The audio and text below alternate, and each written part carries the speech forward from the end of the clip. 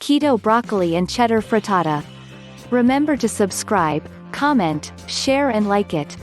Click on the bell to be informed of the latest videos uploaded. Thanks. Preparation time, 5 minutes. Servings, 1. Ingredients: 3 eggs, 1 tablespoon butter, 1/4 cup cheddar cheese, grated, 1/4 cup broccoli florets, pinch of salt and paprika. Procedure: 1. Brush a heat-proof dish with butter. 2. Beat in eggs, salt, and paprika. 3. Mix in cheddar and top with broccoli florets.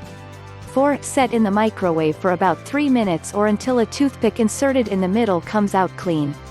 Nutritional information. Energy 377 kilocalories. Protein 24 grams 27%. Fat 30 grams 71%. Carbohydrates 2 grams 2%.